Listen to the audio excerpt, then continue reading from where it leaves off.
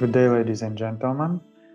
My name is Vladyslav Zhmailo. I am Policy and Guarantee Coordinator at IFOAM Organics International. As you understood from my title, I am working in a department where we are helping governments around the world to draft their first regulations and organic policies. Moreover, we are helping farmers and other organic stakeholders to interpret existing organic regulations from developed countries like the European Union or United States. So to start with, I would like to show you a short presentation about the new EU regulation and what is new in it and what major changes make it so complicated and challenging for organic stakeholders around the world. So the European Commission started the process of drafting new EU regulation already in 2011, just 3 years after the previous regulation 834 has been implemented. The European Commission went through such stages as impact assessment, legislative proposal, and also trialogue. Exactly trialogue, this trialogue between Parliament, European Parliament, Council, and Commission made this process very complicated and long-lasting. At some point, organic stakeholders thought that this process would fail and previous regulation would still be in force. Nevertheless, it has been finalized, and IFOAM Organics International, together with its regional body IFOAM Organics Europe and also IFOAM Organics Asia and many other stakeholders, were involved on public consultation stage, developing a lot of position papers and representing interest of smallholder farmers. Some of our efforts were successful. For instance, we advocated for maximum size limit for group of operator 2000 instead of initial proposal of 500 by the European Commission. But some of our efforts were not successful, and unfortunately the EU regulation has been already finalized and we have no impact on it and can only interpret it in favor of farmers. Some positions are very complex, that's why they need interpretations. So the date of application of this new EU regulation is already 1st of January 2022, so it's working already more than 6 months, and we are starting receiving first feedbacks from operators. So some new objectives and principles that were included into this regulation help us to understand why it's so complex for third world countries. For instance, the encouragement of short distribution channel and local production. This is definitely not a principle or objective for exporters from Sri Lanka. Also, to incentivize the use of organic plant reproductive material and animal breeds with high degree of genetic variety resistance against diseases and viruses. This is a new principle. This is a new objective that actually help to introduce new varieties into organic farmers more resistant to pests and diseases.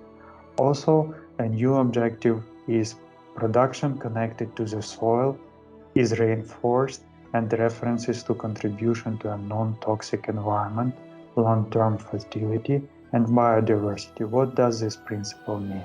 It means that hydroponics is not allowed, as it is allowed, for instance, is in National Organic Program of the United States.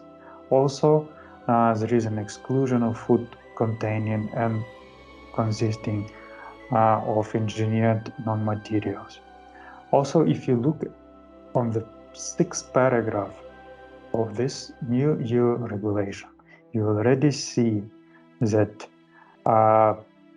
its objective is to ensure fair competition and proper functioning of the internal market in organic products.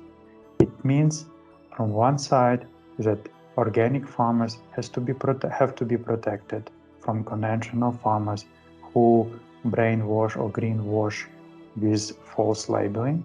But also, one of the objectives of this new EU regulation is to create a level playing field for organic farmers in the European Union and organic farmers abroad in developing countries.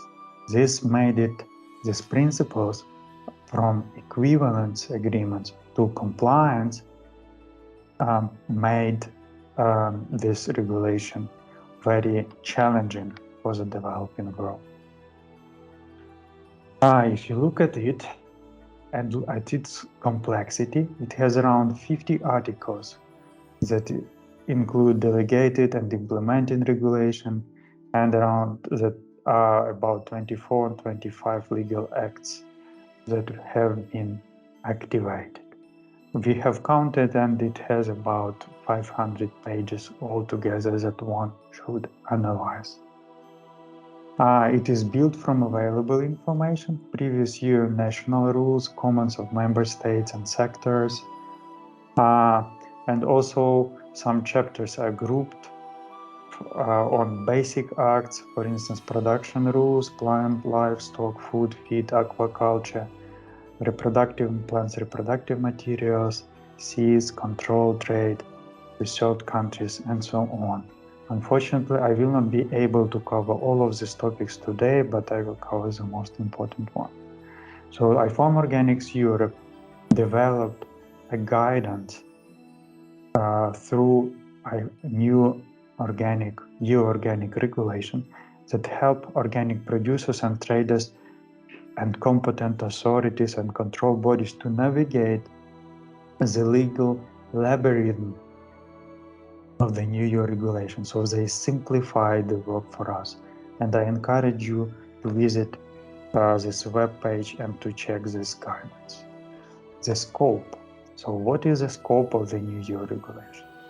The scope is live and unprocessed agricultural products, including seeds and other plant reproductive materials. So seeds and reproductive material is new.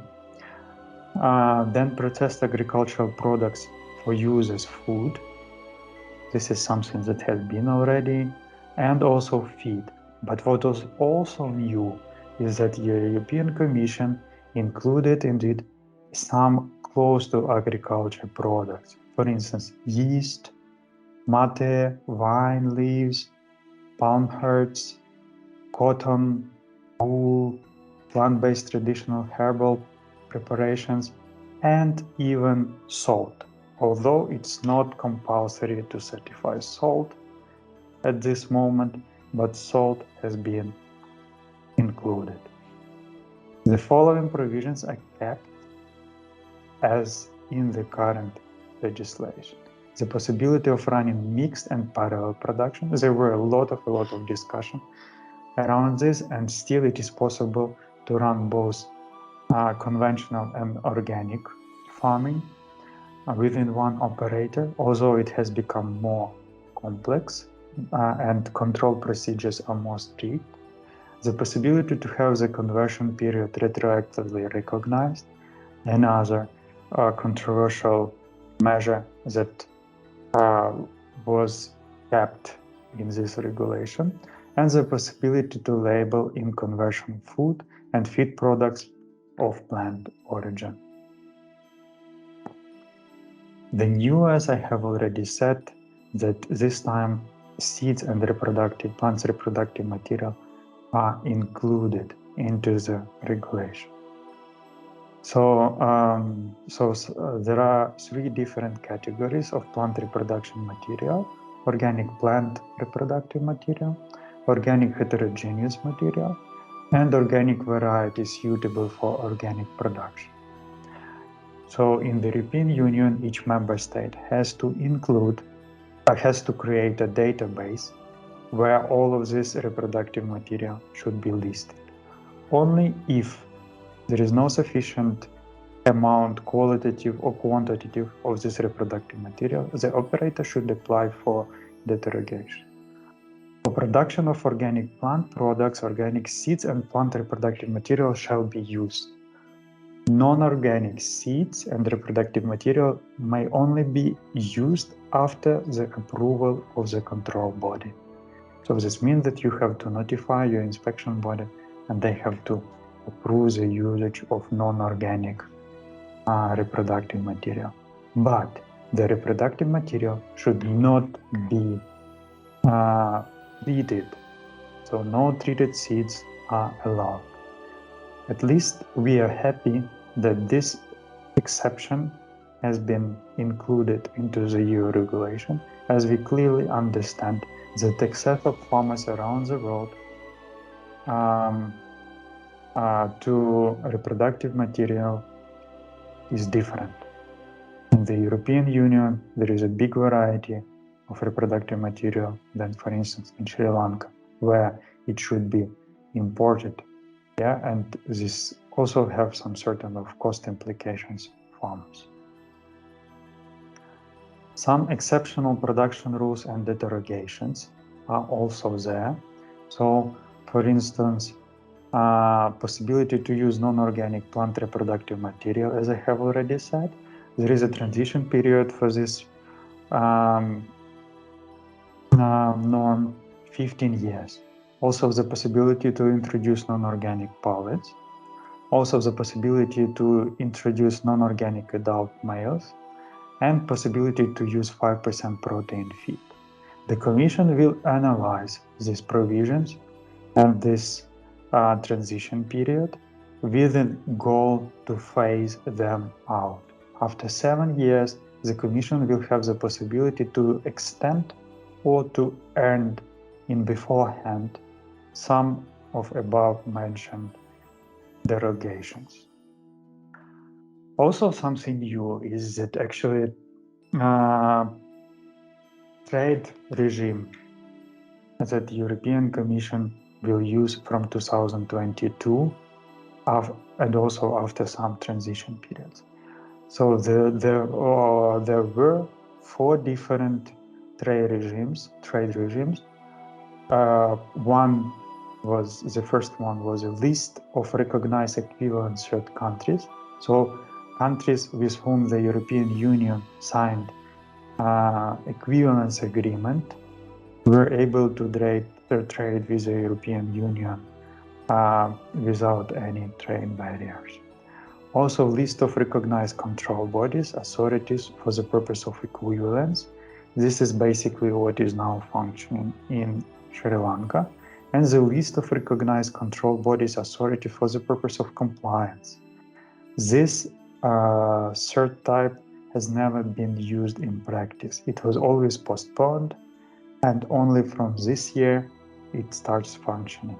Import authorization is a fourth regime, and it has been expired in 2012. What is the current situation?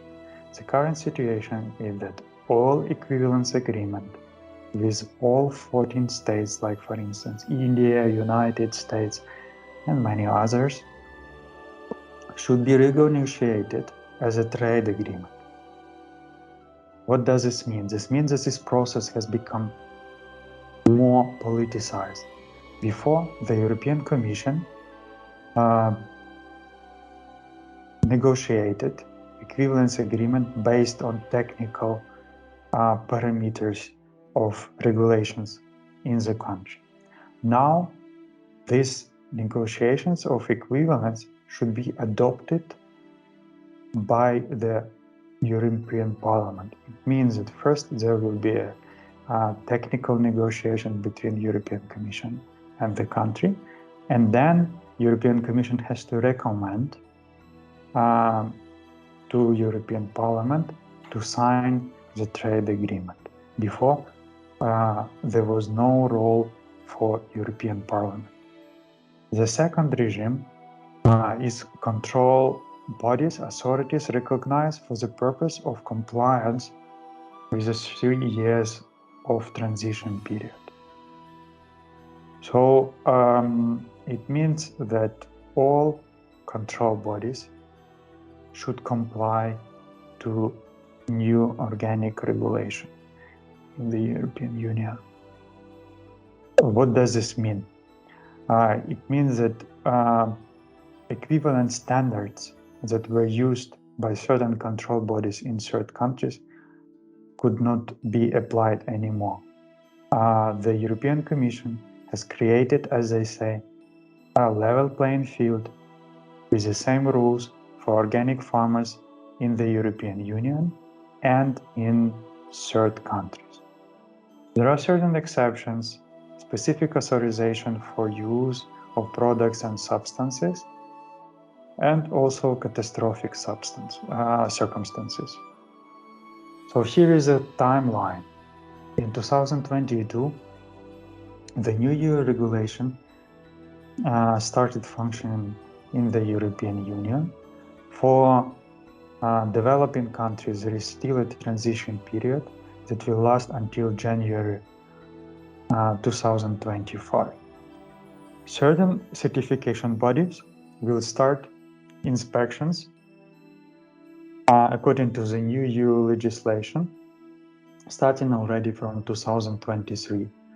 And definitely in 2024, all of them have to start inspections according to the new EU regulation.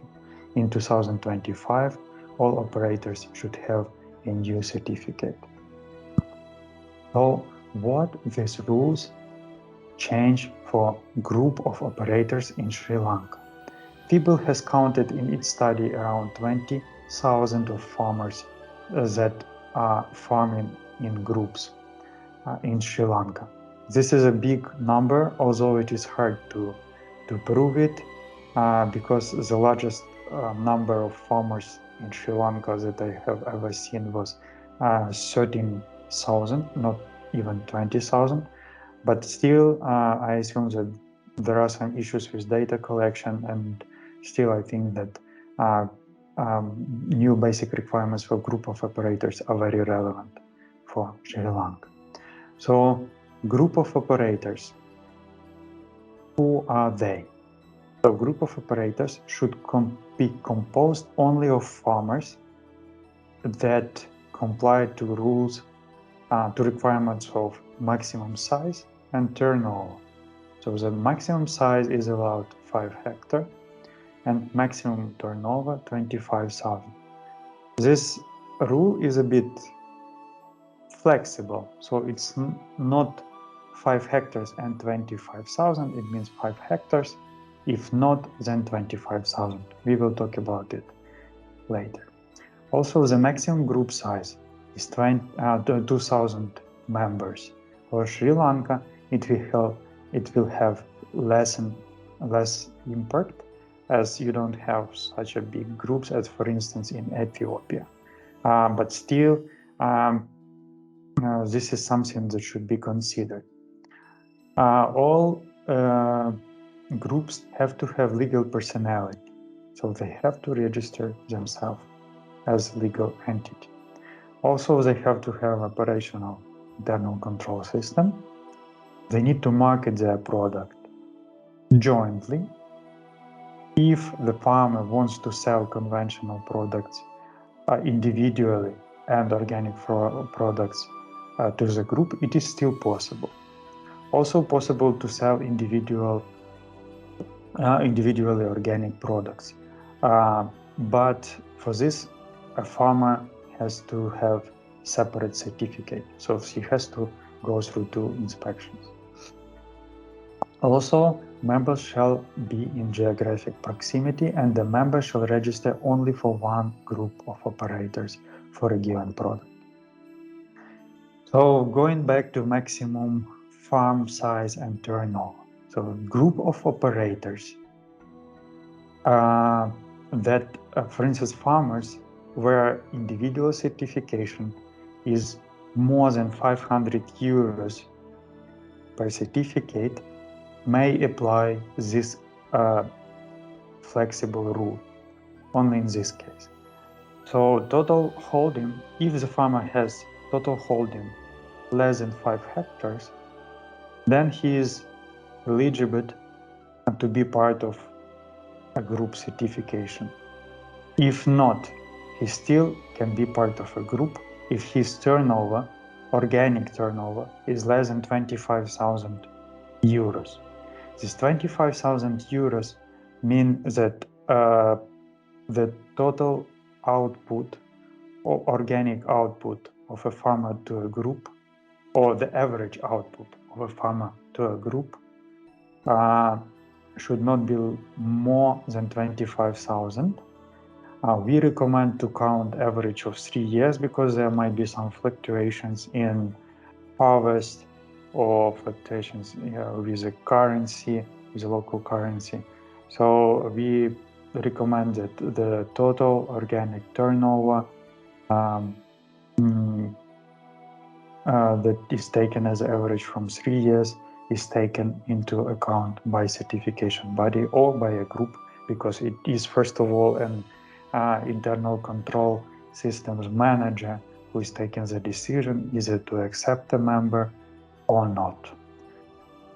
So maximum size of a group of operators. Group of operators, as I said, they should have 2,000 members, and also they need to register a legal personality. Legal personality is not defined. So this could be limited liability company, farming enterprise, it could be NGO, association, cooperative, any type of legal entity that one could register in a particular country. For this rule, there is a transition period until 2025. So one of the major implications that I can imagine in Sri Lanka is actually that before, processor or trader-led groups were allowed, where processor or trader was a mandator of a certificate, and also self-organized groups were allowed. From 2022, this is not allowed anymore, of course after the transition period. So what does this mean? That all groups have to register their legal personality, have to split with maximum size, revenue, and holding criteria, and to establish their internal control system and sell their product jointly to processor or trader. Processors or traders may still have an impact, may still have a control over the internal control system of a particular group. How? For instance, they may establish internal control system for a group, and the group may appoint the internal control system ICS manager, ICS inspectors, and other ICS staff. But they need, but both of them would need to have a separate certificate. So, producing a group of operators should have one certificate, and processor or trader should have a second certificate. It is not possible for a trader or processor to be a mandator of a certificate for a group. This, of course, has some risks for processors or traders, as some groups may not agree after harvesting to sell their products to processors or traders. Before, for processor trader, it was easier to control the contractual agreement with a group. From now, it's not possible anymore. The role of ICS manager that processor or trader may appoint, or the group may appoint, has become a more senior role, position in the group. So it means that it has more authority over the group. It approves new members, new units of a farm. It's also develop ICS procedures. It also develop a schedule of internal inspections. It also a liaison of a certification body It also decides on measures in case of non-compliances and decide on some contracting activities and design and sign agreements. All of this means that ICS manager have to be very competent and have to have well-esteemed position in the community. So what is new in external control? The biggest change is that the European Commission has decided from now onwards that 5% of farmers should be re-inspected each year. So this means that before there was a rule of the size of the group multiplied by the square root of the size of the group multiplied by a risk factor, for instance 1 where there was no risk, or 1.2 is a moderate risk, or 1.5 is a high risk. They had to be re-inspected. Now it's a 5%. For instance, if you take a group with a maximum size of 2000, the square root of this group would be 44. But with a 5%, it would be 100. So the amount of farmers that should be re-inspected has become much higher, and this would have new cost implications for farmers in developing countries, and I imagine also in Sri Lanka. Also, certifier needs to sample 2% of a group members for residue analysis. So it would also have some certain risk and cost implications for a group. Also, what is new actually is that from now on, the group certification requirements have become different from the European Union, have become different from ones in, for instance, USA, where they want still to use a square root multiplied by 1.5, 1.4 for a reinspection rate. Also, such voluntary sustainability standards as Global Gap or Rainforest Alliance still use external control rate square root. So it means that unfortunately the momentum for harmonization of this rule has been lost, and now each standard or each regulation is going through its own path.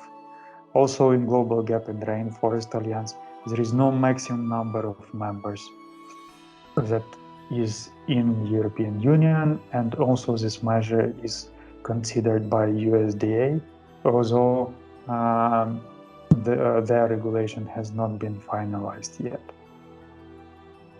So what are my conclusions on all of this?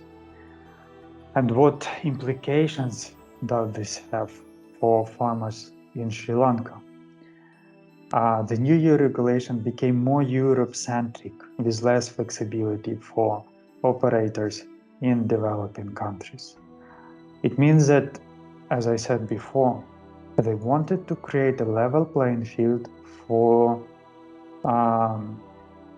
European farmers and also for farmers abroad. This means that all farmers around the world have to comply to the same set of rules developed by the European Commission. However, we clearly understand that access to inputs, access to subsidies is much different in developing countries than in the European Union.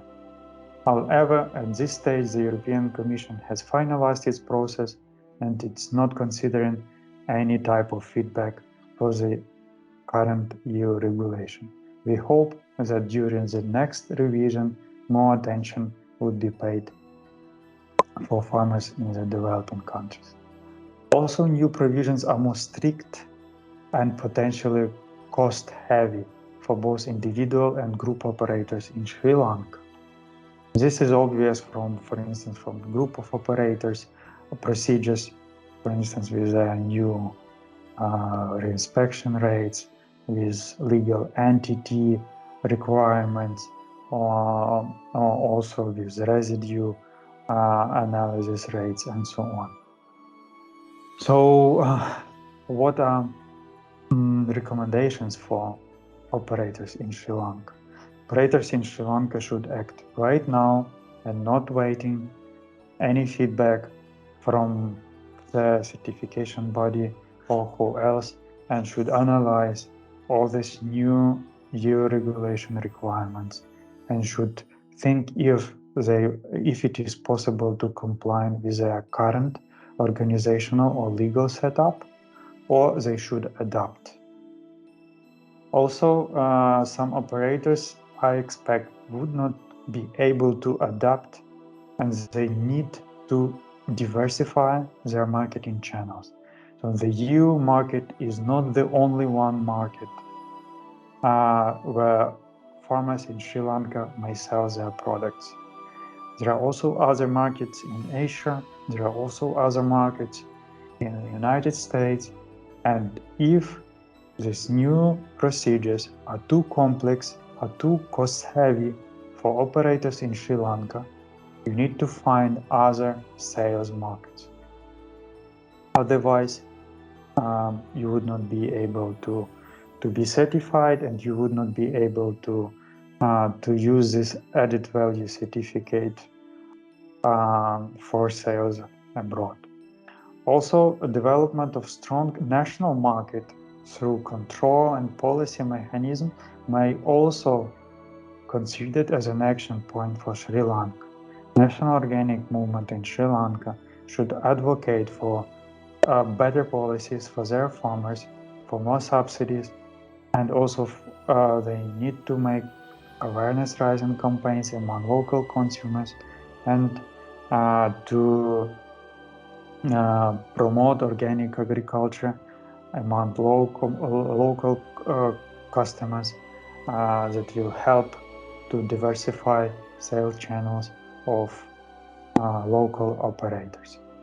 The EU regulation is not the only option to sell your products organically. National market has the same capacity, might have not the same capacity, but might help farmers to diversify. That's it from my side.